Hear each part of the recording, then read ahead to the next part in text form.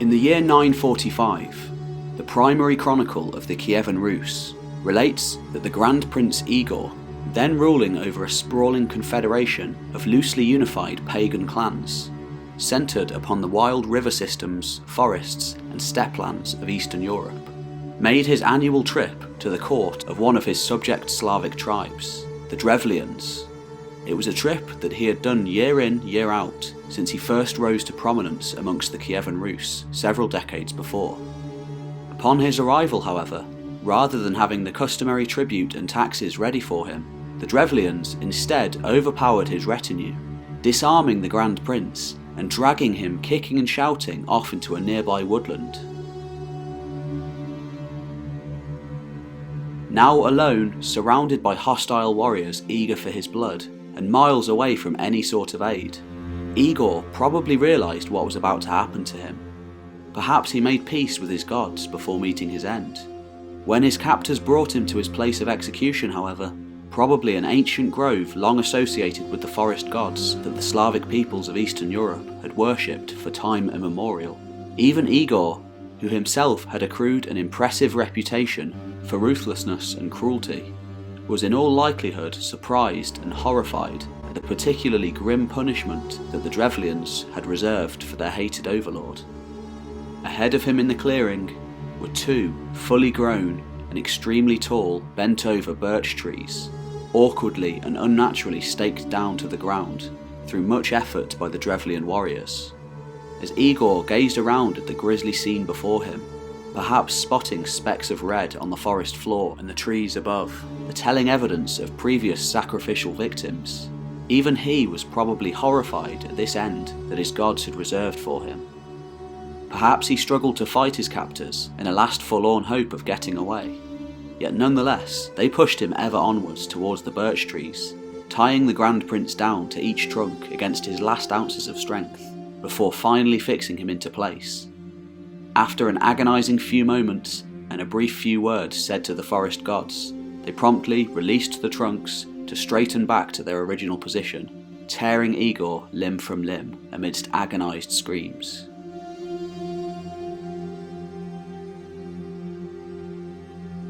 Back in Kiev, meanwhile, Igor's very capable wife, Olga, went about her daily business, overseeing much of the governance of the large yet fragmentary state that her husband and his predecessors had ruled over with an iron grip since their ancestors first emerged from the fjords of Scandinavia over a century before.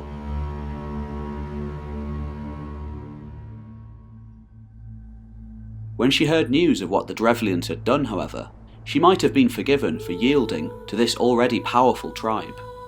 In fact, this is exactly what they thought she was willing to do, agreeing to marry their ruler, who probably assumed that he would then take over the position of Grand Prince as a result, thus ending the Kievan Rus before it ever really got started. Over the coming months, however, not only did Olga destroy the entire ruling class of the Drevlians, through a combination of burning some alive in a bathhouse, burying others alive in shallow graves, and finally having her warriors kill the rest in battle, but she also allegedly destroyed their capital city entirely, leaving only a few survivors to be enslaved or dispersed amongst the other tribes. In the aftermath of this quite ludicrously brutal killing spree, there could be little doubt throughout the realm anymore. There would be no usurpation of power. Olga would firmly remain as the regent of state and its de facto ruler. Officially, however, the title of Grand Prince had passed to her young son, just 3 years old at the time of his father's death, yet, as time would tell, every bit as ruthless as his mother. His name was Sviatoslav, later eulogised as the Brave, and it was under him that the sprawling confederation of tribes known as the Kievan Rus would, in all but name, transform itself into an empire, annihilating scores of established powers in the region in the process, and ruthlessly attacking others until he was finally killed in battle at the age of just 30 in 972. The brutal manner of his coming to power remained with Sviatoslav for the entire duration of his life, resulting in a grim, hard man, renowned for his ruthless ferocity, and never showing any hint of weakness until he was finally defeated in the last few years of his life.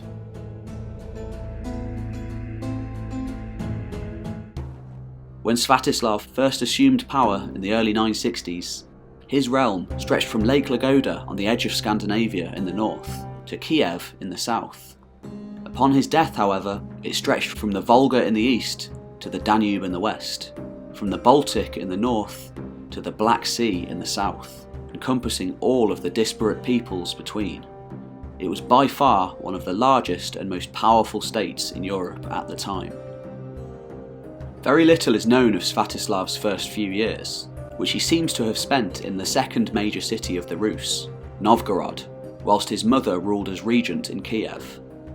The chronicle relates that he was tutored by a Varangian named Asmund, probably meaning a Scandinavian. This tradition of employing hardened Scandinavian warriors as tutors for the sons of ruling princes survived well into the 11th century, long after the Rus converted to Christianity and began to peacefully integrate into the social and political system of the Eastern Roman Empire.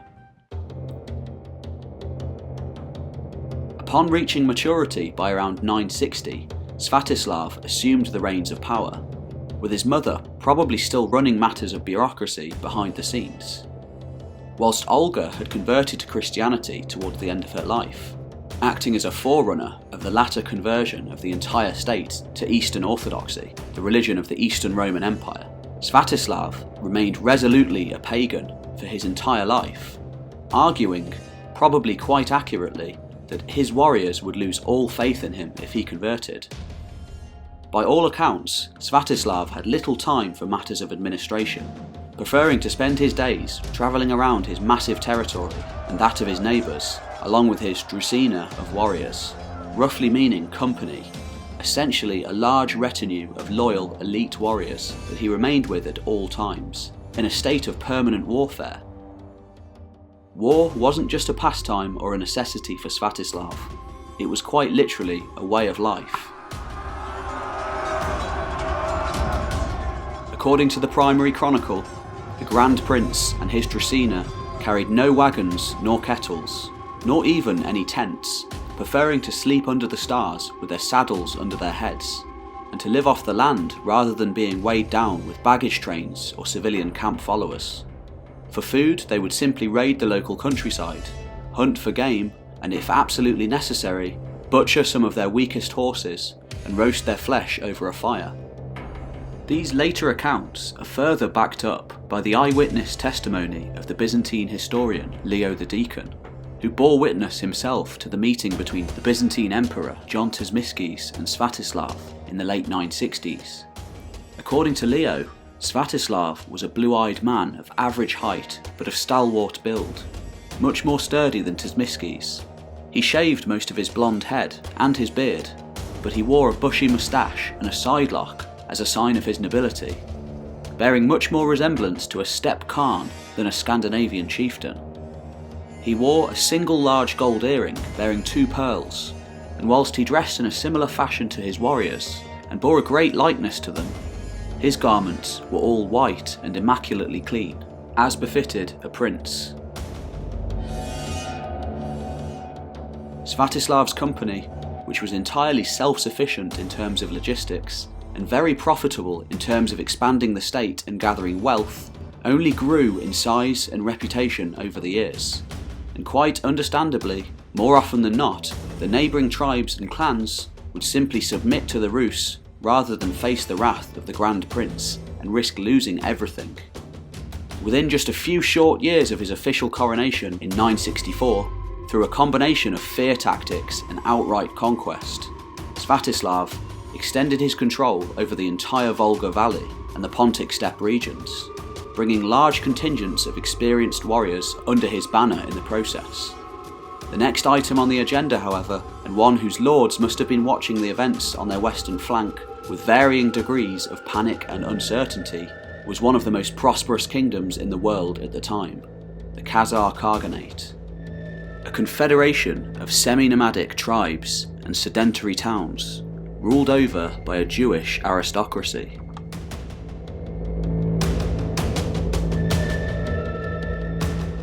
Situated on one of the most profitable trading routes in Eurasia, dominating the very point where east meets west and north meets south at the western reaches of the Silk Road, Since at least the 7th century, the Khazar Khaganate had long played a key role in the bustling commerce between China, the Middle East and Europe.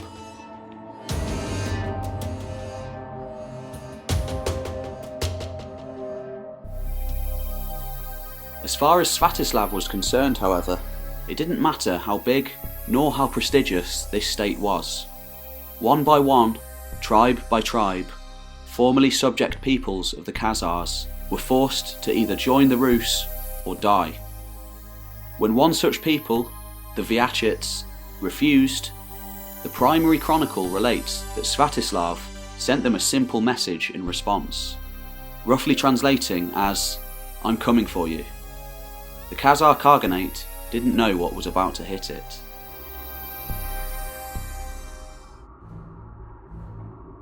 The Khazars and their subjects weren't the only people on the agenda either. The Volga Bulgars, another powerful confederation situated just to the north of the Khaganate, didn't escape either, being either killed or incorporated into the ever-growing Rus state. In order to take on these highly formidable steppe horsemen, Sviatoslav seems to have employed August Turks and Pecheneg mercenaries in his campaigns.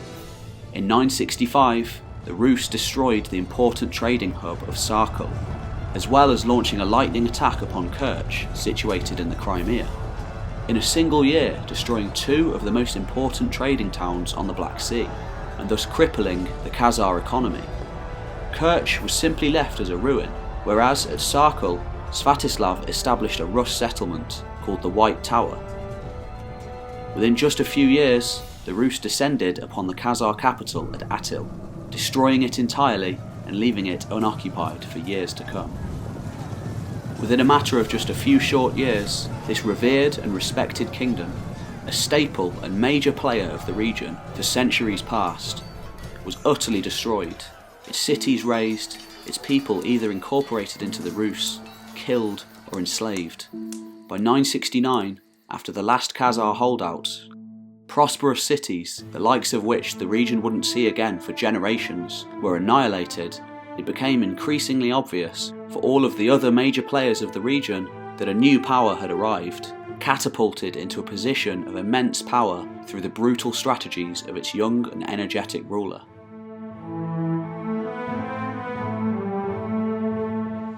The 10th century Arab travel writer Ibn Hakal reports that after the sack of the city of Samandar by Sviatoslav, he did not even bother to permanently occupy the Khazar heartlands north of the Caucasus, preferring to leave them in a chaotic mess.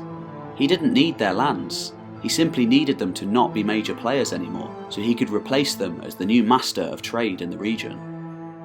Finally, on his way back to Kiev, the Rus chose to strike against the Ossetians and forced them into subservience too. Khazar successor statelets continued their precarious existence in the region, but never regained anything like their former glory. The destruction of Khazar imperial power paved the way for the Kievan Rus to dominate north-south trade routes through the steppe and across the Black Sea. The routes that formerly had been a major source of revenue to the Khazars would now see that wealth flood into Kiev. Rather than being an idea originally thought up by Sviatoslav, however, the annihilation of Khazaria may have actually been suggested by the Eastern Roman Byzantine Empire, who had previously concluded an alliance with Sviatoslav's father Igor in 944, shortly before his murder, and may have sought to use the Rus to remove the Khazars from the equation, and thus bring the lucrative trade links of the Silk Road into Constantinople. The close military ties between the two powers are evidenced by the existence of a detachment of Rus warriors accompanying the Emperor Nicephorus Phocas during his victorious naval expedition to Crete in 961. Faced with renewed Bulgarian offensives into imperial territory in the Balkans, in either 967 or 968, Phocas dispatched an ambassador to invite Sviatoslav to attack Bulgaria in return for a vast sum of money, and potentially to join the Byzantines in a multi-pronged war of conquest against the Bulgarian Empire.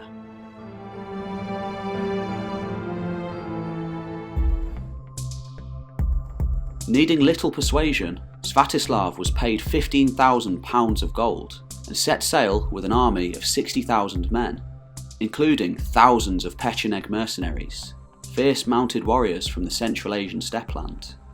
Not only did they entirely defeat the Bulgarian ruler Boris II after descending upon the Balkans with tens of thousands of elite warriors, but they then proceeded to occupy the entirety of northern Bulgaria, whilst threatening to keep expanding to replace the Bulgarians as the major threat to the north of the empire.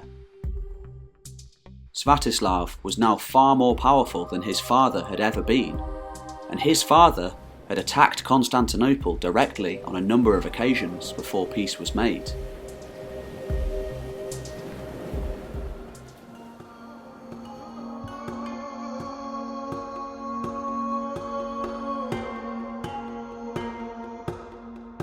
Now fearing the monster that they had partly created, the Byzantines subsequently attempted to turn yet another neighbouring people against each other and bribed the Pechenegs to attack and besiege Kiev, where Olga still resided, along with Sviatoslav's young son and heir, Vladimir.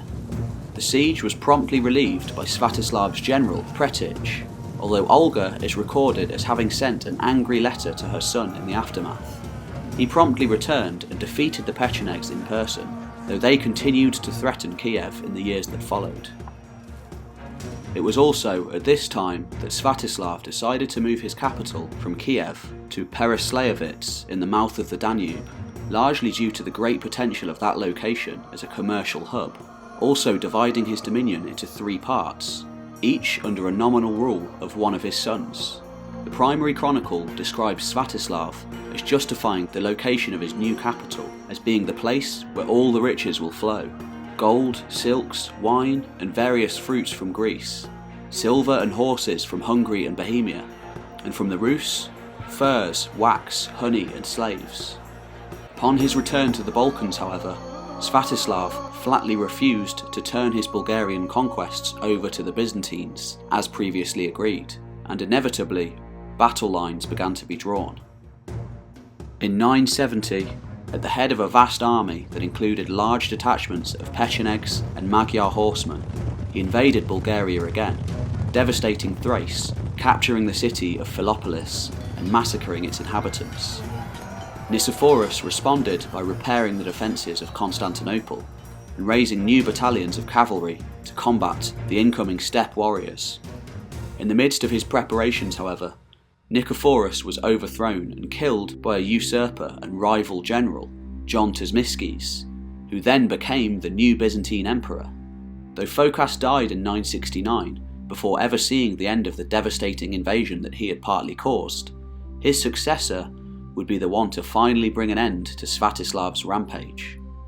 Just as panic gripped the streets of Constantinople at the news of the Grand Prince's approach, and civil war gripped the empire in Asia Minor, as another usurper, Bardas Phocas, rose up in revolt, Tzimiskes dispatched his foremost general, Bardas Skleros, with the unenviable task of taking on Sviatoslav, who had laid siege to the important regional city of Adrianople.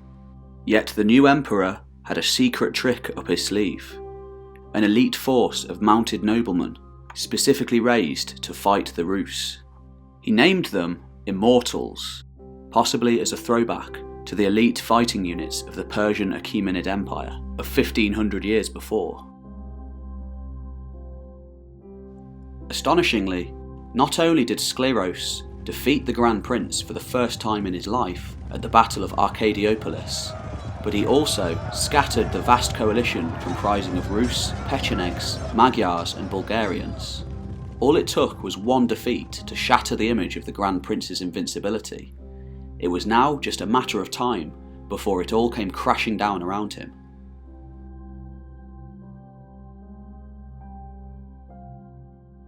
In the aftermath of Arcadiopolis, Sviatoslav gathered what forces he had left and retreated to the city of Dorostolon, where he was besieged for 65 days.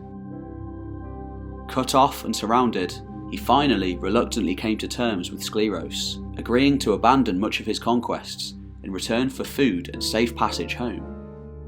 A number of historians have argued in recent years that this defeat was so devastating for the Rus that it partly instigated a cultural shift, as the previously mostly Scandinavian warrior elite were practically wiped out, thus creating a power vacuum that needed to be filled by lower-ranking Slavic nobles.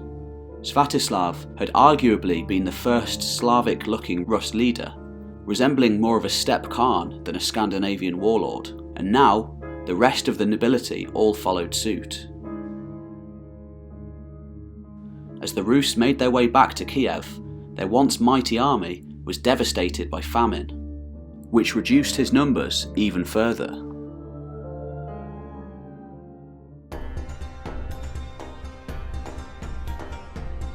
Finally, as Sviatoslav, broken and defeated, attempted to cross over the Dnieper in 972, he was ambushed by a large force of Pechenegs under their leader Khan Kuria.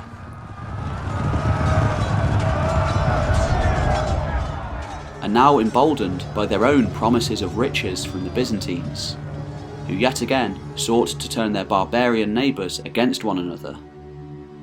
It's unclear whether these Pechenegs had been a part of the Rus coalition, or whether they had remained independent during the years of Sviatoslav's supremacy over the tribes, but nonetheless, they now made it very clear that they were hostile to the Rus. The Pechenegs quickly surrounded Sviatoslav's men, killing the Great Prince in a bloody last stand in the waters of the river. And once dead, in a final insult to the once mighty Grand Prince, Khan Kuria had his corpse decapitated, and his skull turned into a drinking cup, which he would bring out at feasts for years to come. Whilst Sviatoslav's Balkan campaigns ultimately brought no lasting territorial expansion for the Rus, they did weaken the Bulgarian state and left it vulnerable to the attacks of the Byzantine Emperor Basil the Bulgar Slayer 4 decades later. Following Sviatoslav's death, tensions between his sons gradually grew until war finally broke out between Oleg and Yaropolk in 976, leading to Oleg's death. In 977, another of his sons, Vladimir, had fled Novgorod to escape Oleg's fate and went north to Scandinavia. There he raised an army of Varangians and returned in 980 to reclaim his throne, killing Yaropolk and becoming the sole ruler of the Kievan Rus. It was Vladimir who would eventually convert to Christianity and send thousands of his soldiers to pledge their service to Constantinople in return for a marriage alliance with the emperor's daughter. This was the first time that a marriage of an imperial princess to a barbarian had ever been conducted. Those soldiers would eventually form the core of the elite Byzantine Varangian Guard, the elite fighting force that would form the core of the imperial army and bodyguard to the emperor for centuries to come.